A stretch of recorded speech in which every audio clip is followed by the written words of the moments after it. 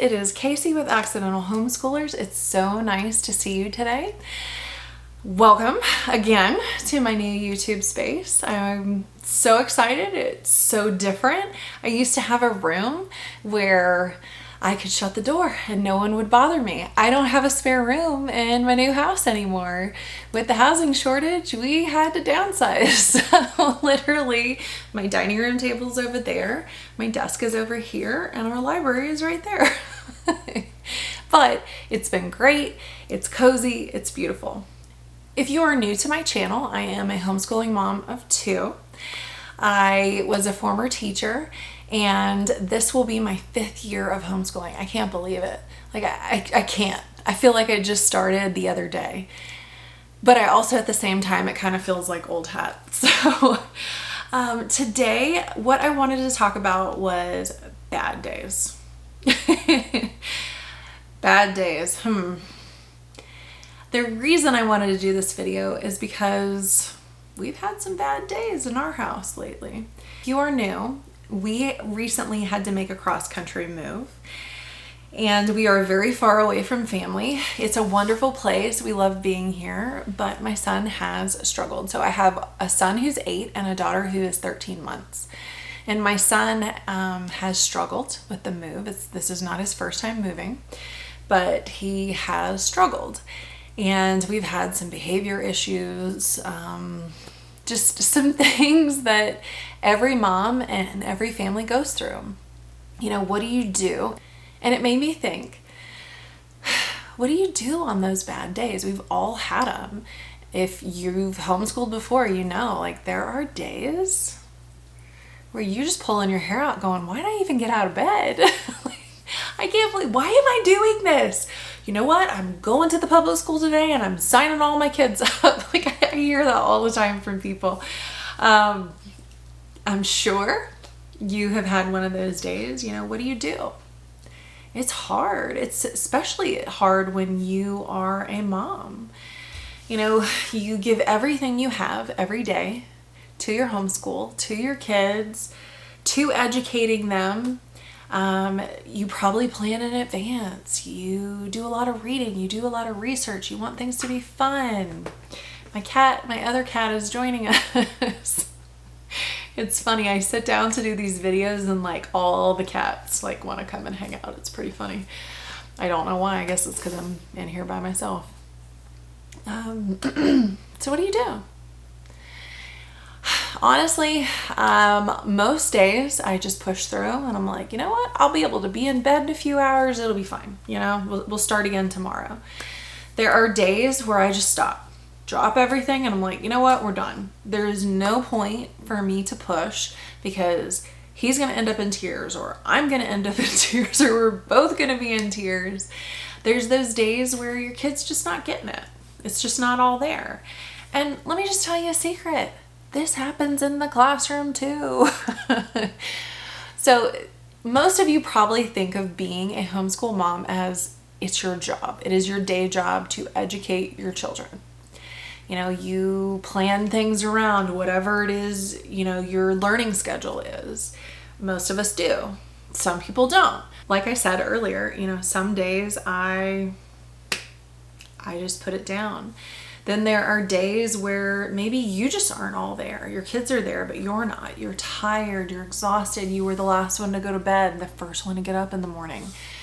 There are days where sometimes a little self-care, I guess, is more important. And I call those my mental health days. When I was a teacher, I took mental health days. There would just be a day where it was like, you know what? I'm taking Friday off because if I don't get out of here, I'm going to go insane.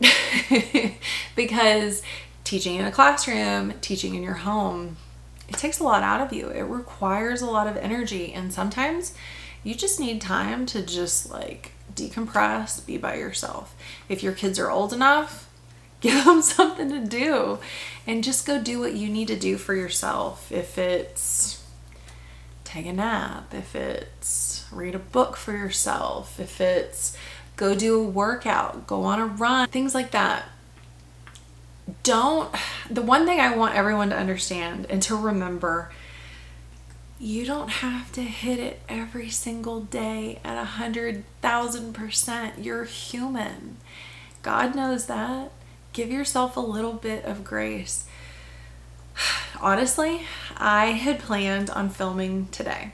Well, I have a 13-month-old. I have to wait until she goes down for a nap. And in the mornings, currently she's taking a 40-minute nap, and in the afternoons, she takes about a 2-hour nap. Well, no brainer. Getting ready to film takes a little longer, and to film. So getting ready to film and to film takes more than like 40 minutes. So I have to usually wait till the afternoon. And this morning, I really wanted to do a certain activity with my son, but with the way that our life has been so stressful, I just went, you know what? I'm gonna let him watch like 30 minutes of TV, and I'm going in the garage and I'm doing a workout because I need to. So funny thing, last night, my daughter's smoke detector in her room was the only one chirping at like 2 a.m.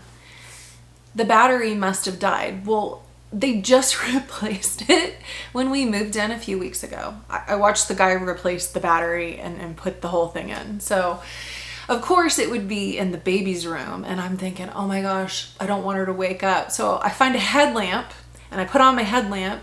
I find like the fold up ladder. I'm hauling it up the stairs last night at like 2 a.m. And the ceiling, it's like 10-foot ceilings. And so I'm trying to like get the battery out. Of course, taking the battery out doesn't do anything. You have to actually like remove it from the from the plug in the ceiling. And I'm trying not to make noise, and I get out of there unscathed, and it's still chirping. And so I wrap it up in a blanket, I take it downstairs to the farthest end of the house, and I throw it in a closet because it's still chirping and I don't want to hear it, and I want to go to sleep. No one else in my family heard it, just me. Go figure. And then of course my daughter decided she was going to wake up at 4 a.m. this morning. So what I had planned today and what I expected didn't always happen. So just think about expectation management.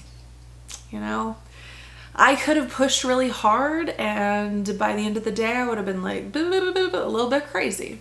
So I try to manage my stress as much as possible. I'm not saying be lazy. If you have things that have to be done, they have to be done. But if you can give yourself just a little bit of leeway in a day when it's just desperately needed, especially if you have small children, why not? If you have older children that are pretty self-sufficient, like maybe middle school and high school age, maybe you can go on a run while they work on something independently. So just know, especially if you're new to homeschooling, you're gonna have bad days. Do you have bad days with your kids normally, even if you don't homeschool? Of course.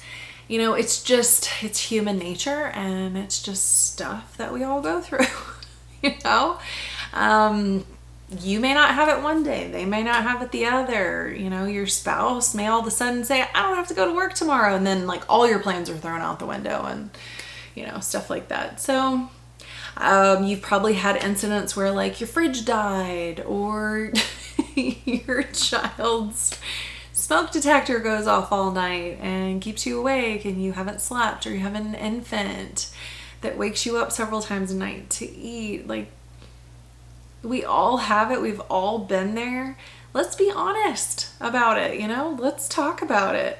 If you have any funny anecdotal stories, please comment below about just days where you've just taken a mental health day and why.